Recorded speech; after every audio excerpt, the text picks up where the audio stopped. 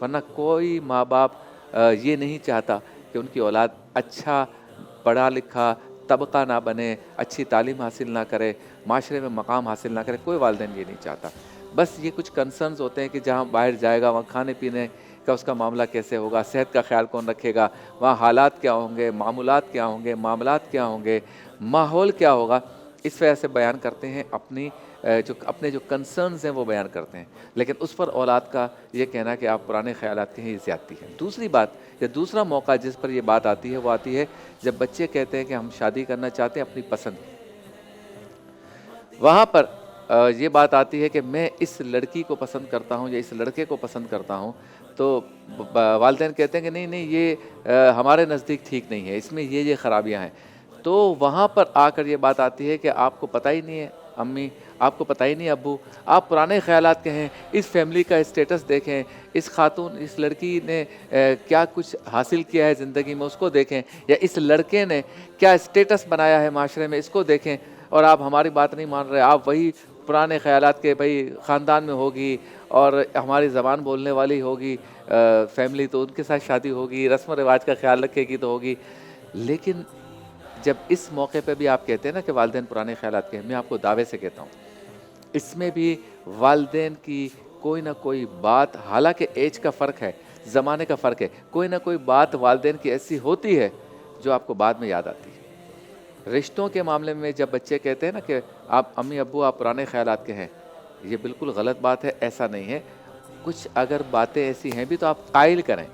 کہ آج کل یہ ہے اور اس طرح ذہنی ہم آہنگی ہے، اور ہمارا دین بھی اس سے انکار نہیں کرتا، ایک دفعہ دیکھ بھی سکتے ہیں، زبردستی کا بھی منع کرتا ہے، تو ساری چیزیں حل ہو سکتی ہیں۔ لیکن آپ ون لائن میں یہ جو فیصلہ دے دیتے ہیں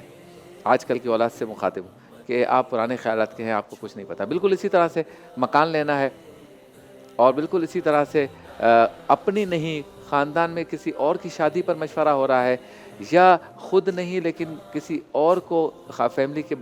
کوئی خاتون ہے یا مرد ہے جس کو باہر پڑھنے کے لیے جانا ہے یا جاب کے لیے جانا ہے، اسی طرح بزنس اسٹارٹ کرنا ہو تو مشورہ کرتے ہیں کہ امی میں یہ کام کرنا چاہتا ہوں یا ابو میں یہ کام کرنا چاہتا ہوں، کہتے ہیں نہیں نہیں بیٹے اس میں رسک بہت ہے، اس میں آپ کو دھوکہ ہو جائے گا، اس میں کوئی آپ کے ساتھ جو ہے نا فراڈ کر جائے گا۔ ارے آپ کو کیا پتہ، آپ پرانے خیالات کے ہیں۔